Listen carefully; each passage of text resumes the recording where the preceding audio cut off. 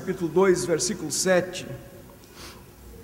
O versículo 7 diz o seguinte: então Adonai, Deus, formou uma pessoa do pó do solo e soprou em suas narinas o sopro de vida, para que ele se tornasse um ser vivo. Versículo 18, me acompanha por gentileza, querido. Adonai, Deus, disse: não é bom que a pessoa fique só. Eu farei para ele uma companhia adequada para ajudá-lo. Versículo 21, por gentileza, acompanhe comigo, 21. Então Deus fez um sono profundo cair sobre a pessoa, e enquanto ele dormia, Deus tirou uma de suas costelas e fechou com carne o local onde a tirou. Versículo 24 diz o seguinte: essa é a razão de o homem deixar pai e mãe e unir-se à sua mulher, e eles se tornarão uma carne. E eles se tornarão uma carne. Repita comigo: e eles se tornarão uma carne. Quero estar assentados, por gentileza. Queridos irmãos, você pode estar se perguntando, mas por que falar de família num culto de Santa Ceia? Por quê? Porque a família é a base de tudo. Lemos alguns textos aqui sobre a criação, sobre o homem, o gênero masculino e feminino, o macho e a fêmea, registrado na palavra de Deus. E Deus criou com um único propósito. Deus criou para que o homem fosse aquele homem que reconhecesse as maravilhas, as grandezas, a supremacia, o amor de Deus. A família para ser feliz, abençoada por Deus. Quando você, querido irmão, querida irmã, recebeu Jesus como teu Senhor, como teu Salvador, você te dá conta de uma coisa interessante. Eu me dei conta disso, todos nós passamos por esse processo e nos damos conta que quando o recebemos como Senhor e Salvador das nossas vidas, a nossa maneira de pensar, a nossa maneira de sentir e de agir, ela começa a mudar, porque nós recebemos a mente de Cristo e nós começamos a pensar de uma forma diferente. Estamos abertos para o novo de Deus. Quando recebemos Jesus, estamos abertos para o novo de Deus, um novo entendimento, uma nova mente, uma nova consciência, prontos para receber aquilo que Deus tem para nós, o melhor. A Bíblia, ela passa a ser a regra de fé, a nossa regra de fé.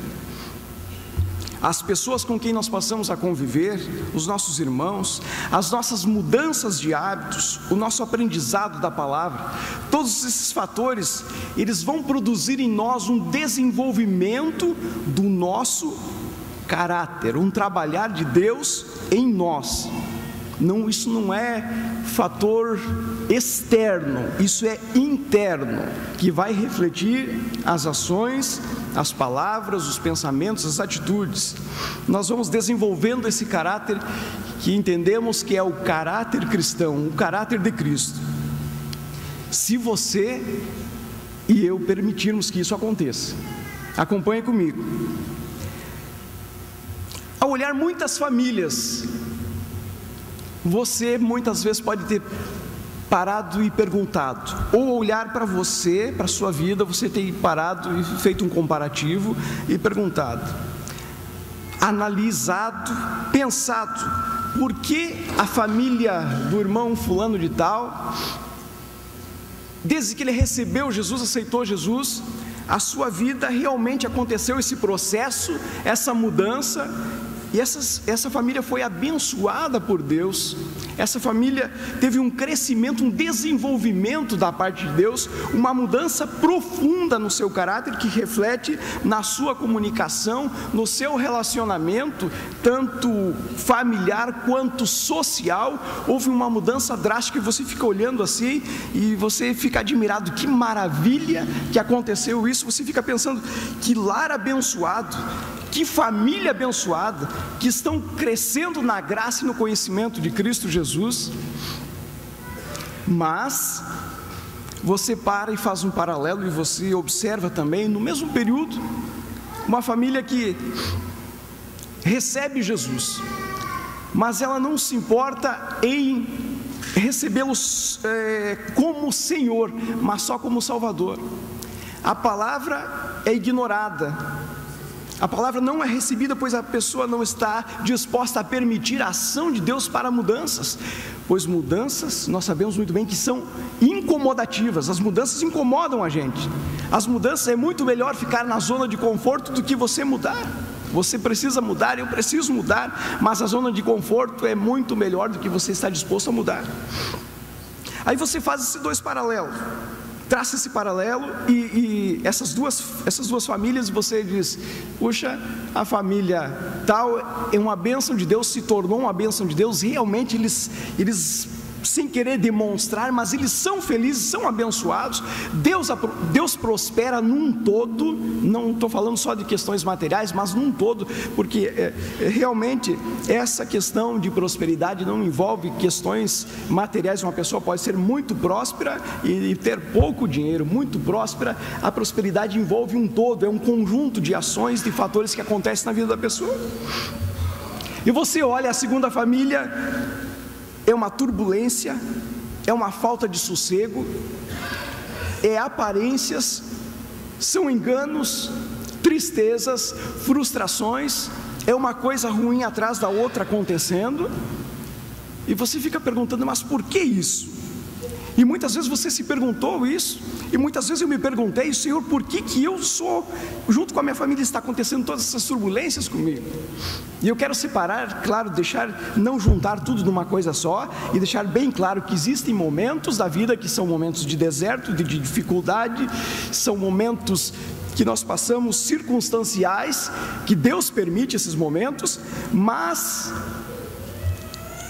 esse choro, o desespero, a angústia, a aflição não pode durar uma eternidade. Alguma coisa tem que acontecer, tem que haver uma mudança, tem que haver um refletir da presença de Deus sobre essas famílias.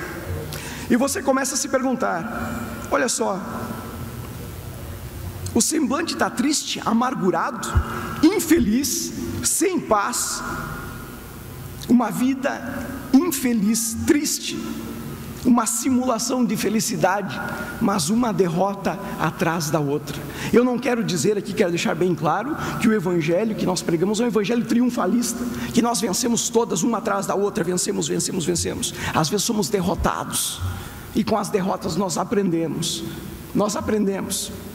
mas nos deparamos nesse pensamento, nesse paralelo que traçamos, e nós podemos definir algumas coisas, por que acontece isso e por que acontece esse outro fator.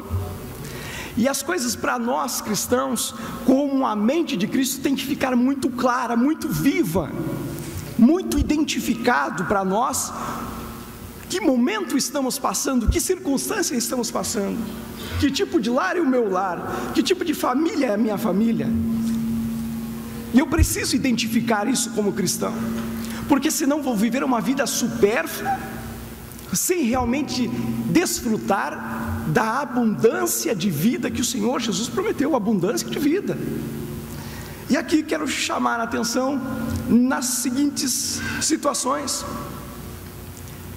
Profeta Oséias, capítulo 4, versículo 6, ele diz assim, muito claro, Deus falando através dele, diz o seguinte: meu povo é destruído porque lhe falta o conhecimento. Por ter rejeitado o conhecimento, eu também o rejeitarei como meu sacerdote. Por você ter esquecido a Torá, ter esquecido a lei de Deus, também esquecerei de seus filhos. Olha que pesado isso. Que pesado isso! Mas muitas destruições que nós vemos em lares, em casas, em famílias, muitas turbulências que nós vemos, é justamente a questão de ser ignorado o ensinamento da palavra de Deus. A pessoa não se preocupar em crescer na graça e no conhecimento. As duas devem andar juntas. É idêntica a questão de moral e ética. Você pode definir o que é moral e o que é ética, mas as duas geralmente andam juntas, quase inseparáveis. E aqui nós temos que ter essa consciência, crescer na graça, mas também no conhecimento de Cristo Jesus. E as dúvidas, as dificuldades vão sendo quebradas, vão sendo abertas diante da nossa frente. Nós vamos identificando: opa, esse é o meu erro, esse eu não posso mais fazer assim, eu estou quebrando um princípio assim dentro do meu lar, dentro da minha casa. Efésios, por gentileza, abra a tua Bíblia ainda. Efésios capítulo 5, a partir do versículo 22. Efésios capítulo 5, a partir do versículo 22. E olha só, é um texto que nos traz de uma forma muito clara, e aqui você pode começar a identificar porque existem você vai começar a identificar algumas situações, porque que as famílias, o povo de Deus, as famílias aí fora sofrem, muitos são de uma forma derrotados. Primeiro, por não conhecer, por rejeitar o conhecimento da palavra de Deus. E aqui nós vamos encontrar em Efésios capítulo 5, versículo 22, diz o seguinte, na minha tradução, olha só: irmãs, não fiquem chateadas comigo, não fiquem chateadas. Depois vem para nós homens também, e depois vem para os filhos. Olha só que interessante: